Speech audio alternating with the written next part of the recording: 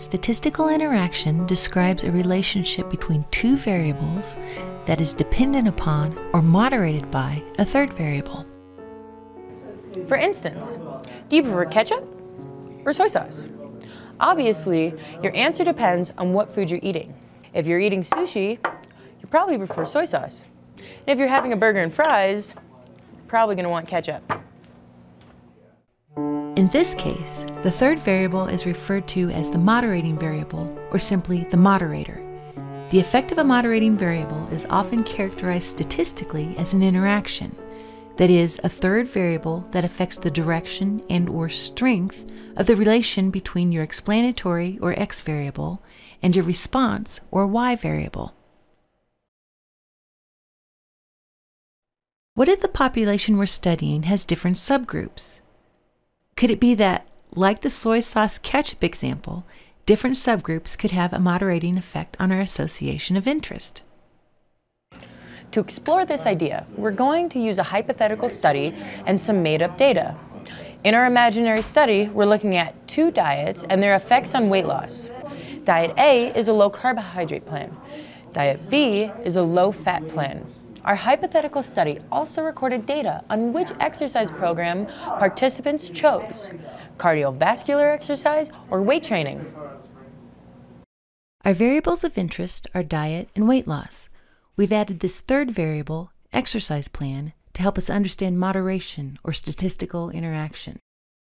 So what's the association between diet plan A and B, our explanatory variable, and weight loss, our quantitative response variable? This table shows our hypothetical data showing diet, weight loss, and exercise plan. Since we have a categorical explanatory variable, diet plan A or B, and a quantitative response variable, that is, weight loss, we will of course need to use analysis of variance to evaluate the association. This model syntax should look familiar to you. One-way quantitative response variable or dependent variable, categorical explanatory variable or independent variable, comma, tabulate. In our Stata program, the syntax would look like this: one-way, weight loss, diet, comma, tab.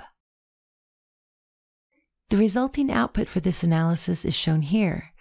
As you can see, we're testing the association between diet A and B and weight loss. There are 40 observations in the data set. The F value is 12, and it's associated with a significant p-value, that is, a p-value less than 0.05. While this tells us that there is a significant association between diet type and weight loss, to understand that association, we need to look at the output generated by the tabulate optional argument. Here we see that the average 1-month weight loss for diet A is about 14.7 pounds, and that the average 1-month weight loss for diet B is about 9.3 pounds. So, in conjunction with a significant p-value, we can say that diet plan A is associated with significantly greater weight loss than diet plan B. Here we show the finding graphically as a bar chart with diet, the explanatory variable, on the x-axis, and the mean weight loss, our response variable, on the y-axis. But what about our third variable, exercise program? Would we get the same results in terms of the association between diet and weight loss for those participants using cardio and those participants using weight training? In statistics, moderation occurs when the relationship between two variables depends on a third variable. In this case, the third variable is referred to as the moderating variable, or simply the moderator. The effect of the moderating variable is often characterized statistically as an interaction, that is, a third variable that affects the direction and/or strength of the relation between your explanatory and response variable. So, does type of exercise program affect the direction or strength of the relationship between diet and weight loss? The standard way of asking this question in the context of analysis of variance is to move to the use of a two-way or two-factor analysis of variance rather than the one-way or one-factor ANOVA that we've been using. Instead, we're going to take a less standard approach that can be consistently used across each of the inferential tools. That is ANOVA, chi-square, and Pearson correlation. In each of these contexts, we're actually going to be asking the question, is our explanatory variable associated with our response variable for each population subgroup or each level of our third variable?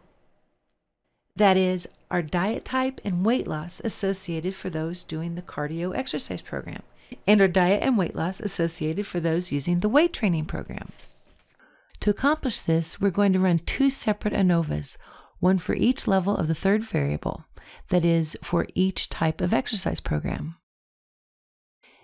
As you can see from the syntax, the code for the ANOVA does not change. However, before the one-way command, we add BYS and then the name of the third variable we're interested in, followed by a colon. Remember that this will always go before the command you want to run.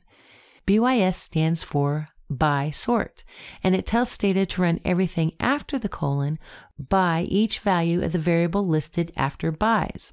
That is, if the variable after bys has two levels, 0 and 1, Stata will then run the command after the colon first for only those observations where that variable equals 0, then for only those observations where that variable equals 1. Notice that the code after the colon stays the same, because the original question of whether diet is associated with different amounts of weight loss is the same. But with a third variable, we're looking to see whether this relationship differs between exercises. When we run the command, we'll see the following results. The Anova table examining the relationship between diet and weight loss for those in the cardio exercise group shows a large F value and a significant associated p-value. When examining the means table, we see that for those involved in the cardio exercise program, diet A is associated with greater weight loss, 20.5 pounds on average, than diet B, which is 7.11 pounds on average. The association between diet and weight loss for those involved in the weight training exercise program is also significant, with a p-value of 0.0044. However, the means show that the association is in the opposite direction.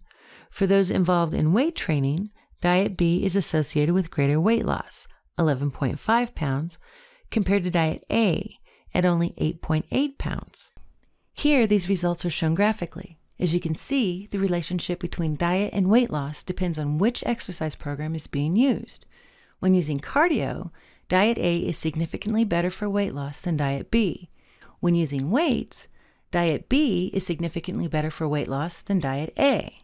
Thus, we can say there's a significant statistical interaction between the variables diet and weight loss, and the type of exercise, our third variable, moderates the association between diet and weight loss. Suppose that we did not evaluate exercise as a possible moderator and instead focused only on the association between diet and weight loss for the entire population. Based on this graph, obviously we would have incorrectly concluded that diet A is better than diet B. As we now know, that is only true if we're looking at the cardio group. Now let's evaluate third variables as potential moderators in the context of chi-square tests of independence. For this, we're going to return to our original Stata program using the NESARC dataset and asking the question, is smoking associated with nicotine dependence? We're going to create another smoking variable for this purpose, reflecting how many cigarettes each young adult smoker smokes per day. We'll call this new third variable US_QUAN for usual quantity smoked. 0 will indicate non-daily smokers, 3 indicates those smoking 1 to 5 cigarettes per day, 8 indicates 6 to 10 cigarettes per day, 13 indicates 11 to 15 cigarettes per day, 18 indicates 16 to 20 cigarettes per day, and 37 indicates greater than 20 cigarettes per day. Gen US_QUAN equal dot. Replace US_QUAN equals 0 if S3A Q3B1 is greater than 1 and S3A Q3B1 is less than or equal to 6. Replace US_QUAN equal 3 if parens S3A Q3C1 is greater than or equal to 1 and S3A Q3C1 is less than or equal to 5, close parens, and S3A Q3B1 equal 1. Replace US_Quan equal 8 if parens S3A_Q3C1 is greater than or equal to 6 and S3A_Q3C1 is less than or equal to 10, close parens, and S3A_Q3B1 equal 1. Replace US_Quan equal 13 if parens S3A_Q3C1 is greater than or equal to 11 and S3A_Q3C1 is less than or equal to 15, close parens, and S3A_Q3B1 equal 1. Replace US_Quan equal 18 if parens S3A_Q3C1 is greater than or equal to 16 and S3A_Q3C1 is less than or equal to 20, close parens, and S3A_Q3B1 equal 1. Replace US_Quan equal 37 if parens S3A_Q3C1 is greater than or equal to 21 and S3A_Q3C1 is less than or equal to 98, close parens, and S3A_Q3B1 equal 1. Now we're going to request a chi-square test of independence, examining the association between nicotine dependence in the past 12 months and this new smoking variable called US_Quan. Tab 12 MDX, US_Quan, comma, chi2, row, call. As we can see from the large chi-square value and significant p-value, smoking quantity and nicotine dependence are significantly associated. In examining the column percents here of each smoking group with nicotine dependence, we see generally higher rates of nicotine dependence among groups that smoke more. So among non-daily smokers, only 25% are nicotine dependent. Among those smoking 1 to 5 cigarettes per day, indicated by a code of 3, nearly 50% meet criteria for nicotine dependence. Those numbers increase with higher levels of smoking. To graph these proportions with code, we use the following. Graph bar mean in parentheses, tab 12 MDX, comma, over US_Quan in parentheses. Remember that since the mean of a 0 to 1 categorical variable is the same as the proportion reporting 1, we can use mean for our x-axis. And this gives us the graphic representation of this positive linear relationship. As smoking quantity increases, so does the proportion of individuals with nicotine dependence. This finding is accurate with regard to the larger population of young adult smokers. But might a third variable moderate the relationship between smoking quantity and nicotine? Put another way, might there be a statistical interaction between a third variable and smoking behavior in predicting our response variable, nicotine dependence? We're going to evaluate major depressive disorder as the third variable. Our question will be, does major depression affect either the strength or the direction of the relationship between smoking and nicotine dependence? Put another way, might a third variable moderate the relationship between smoking and nicotine dependence?